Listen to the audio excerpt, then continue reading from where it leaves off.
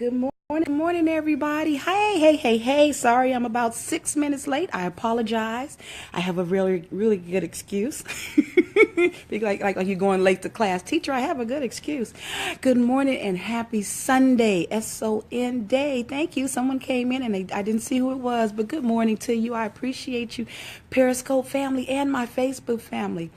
My son just left. He came by to visit his mommy, my oldest son. And so he said, Mom, you got to broadcast. I'm leaving. But we did the little, you know how you linger at the door ritual. That's just how I am. I say, God love you 15 zillion times. That's what we do.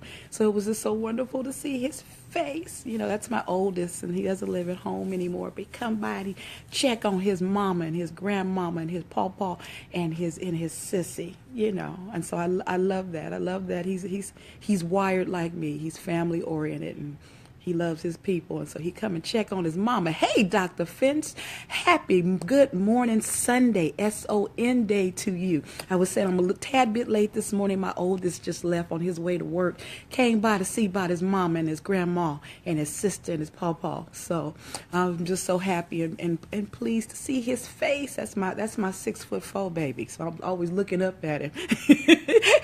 Thank you. So good morning, everyone. Thank you for joining me. Thank you for the hearts. Thank you for tweeting, and thank you for retweeting. Thank you for sharing over on Facebook. I just want to thank you guys for joining me for the Embrace Formula Word of the Day. And this is just a gentle reminder that this is not to take the place of your morning devotion or your prayer time. This is simply an exercise that we use to help us with our perception. This is what we do daily. We'll find that sometimes life will blindside you, like it tried to do 2 days ago with me. I shared that with you about my daughter. And so, we have to get in the practice of remembering whose we are and who's really in charge, and not get anxious or fearful about things that come our way, and know that God has allowed it. And if he allowed it, that means it didn't take him by surprise. Satan has to ask permission, just like he did with Brother Job, in everything that he does. So you have to keep in mind that, okay, God, number one, I know you haven't left me. I know you haven't forsaken me. And okay, so what are we doing here? So I can get with the program. You want to get in the mindset of, we're going on an adventure. What are we doing, Lord? Because I know this is going to turn out okay. So since I already know what the end is going to be, I'm not going to fret. I need to change my perception on what my eyes think they see. And so we do this by using words, and we use words, and I have them here in this glass. And with the words, sometimes we'll pick out a real easy word that's easy to comment on and reflect on and share what our thoughts, are about with the word. But then every now and then we'll pick one that, is not so warm and fuzzy. It's, has negative emotions attached to it. And, so it's like, okay, my first thought was not a good thought, Darissa. And so I say to that, so that's why we're doing this. We're changing our perception.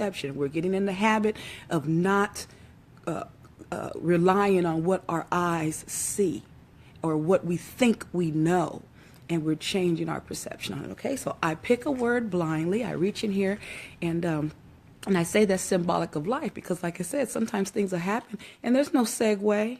You don't get no memo. You don't get no prep time. It just happens. You get a phone call just out the blue that something is wrong or something has happened, or, bad news or so-called bad news, and so you tend to just react. It's like, oh no, and it's like, okay, no, we have to stop doing that. We have to stop doing that. And we are human.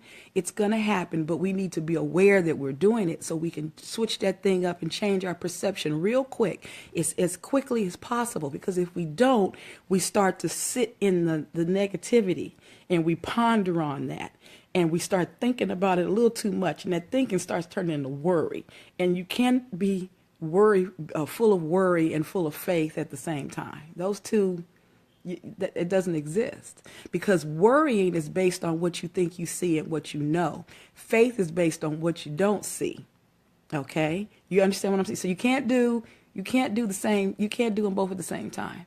And your faith is trusting in God that it's going to be okay. So if that's what you're doing, if you're having faith, which was our word the other day, you cannot be worrying at the same time. You can't do those two. So anyway, that's what this is all about. So anyway, I'm going to pick a word, and we're going to see what we're going to see today. And our word for the day is work. So I share with you my first thought of the word. The first thing that pops into mind, well, I'm thankful for work, thankful for a job, you know, because a lot of people are looking for jobs. And so I pray that those that are unemployed right now and are in desperate times and need that answer to that prayer, I pray, I feel a sneeze coming on, sorry about that. I pray that work is the job. God has a job for them, just sitting, preparing it, waiting for them, just for the right time, and that thing will come to pass.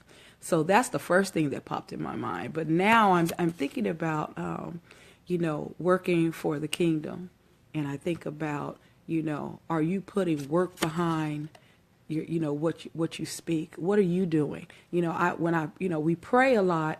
And when we pray, we ask God for things. We ask him to come through with this and come through with that. But what are you doing? What work are you putting in? That's what I ask myself a lot, because I'm a doer. I'm a doer kind of person. I'd like to put my hand to the plow, because that's basically what I've been taught. I'm wired. I'm kind of high strung when it comes to getting things done. I'm a very A-type personality, they would say, and that might translate into a control freak. So, tomato. I'm just saying, but I am one of those kind of people. I see something to be done, and if it's within my means, or even if it's not, I'm always in the mindset of, how do you do this? How do you get this accomplished? How do you work on it and make it happen? And so not only in my family life, business life, but also in my relationship with God, it's a two-way street. I'm not going to just constantly being asked, me mode. What can you do for me, God? Can you give me this? Can you give me that? Even though I am a brat, and he is my father, and I do live with the audacity of entitlement, which basically means, he's my daddy, and I can at least ask. I know I can do that because I'm his child. But at the same time, I have some responsibility as a believer. I have some responsibility to put the work in. Who have I helped? Who have I motivated? Who have I encouraged? Who have I shared the gospel with? So, it's not all about just sitting back and receiving. It's about, using your gifts, using your talents, and getting out there and putting your hand to the plow. The harvest is ripe, but the laborers or the workers are few. Are you one of those workers? Are you putting your money where your mouth is? I'm just saying, are you out there doing what you are called to do as a believer? Are you putting some work in? I do believe that each and every one of us has in us the ability or capacity to be the answer to someone's prayer. You don't know what your gifts and talents and kind words and thoughts and smiles and hugs will do for another person. It might be the very thing that turns them around today. But those are action words. They're not. A lot of the things that you can do and work towards for somebody else on their behalf. It's not about you all the time. It's about what work can you put in for the kingdom. So, I think all of us should be mindful that we're not always in gimme mode, that we're not always, our prayer life is not always about asking for something that's going to benefit us, or asking for something that we just want, not even necessarily a need, just, wants, but both of them. But what I'm saying is our prayer life is not centered around just gimme. What work are you putting in?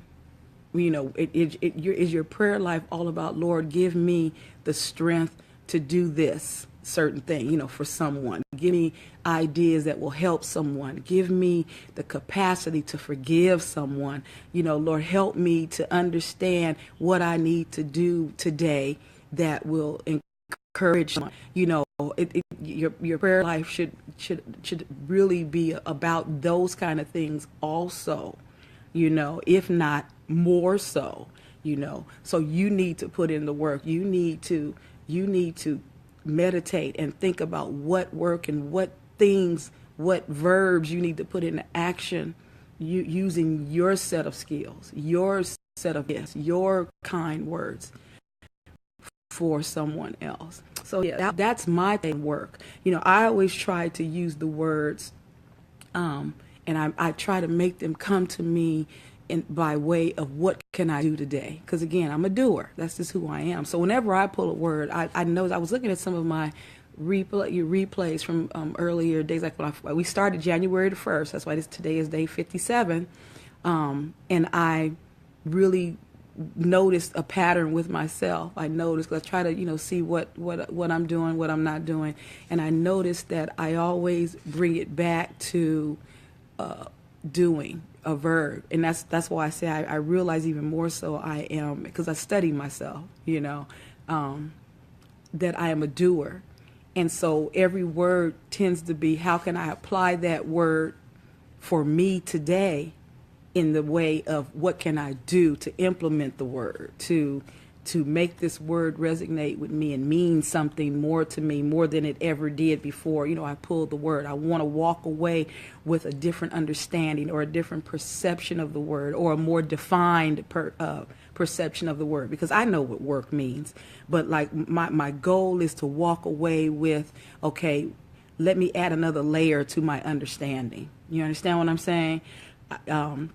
I want to thank you for the hearts, and thank you for sharing, you guys. I really appreciate all my replay viewers. I'm greeting you now, and I really thank you for your hearts and everything. So I want to walk away with the understanding, or another understanding.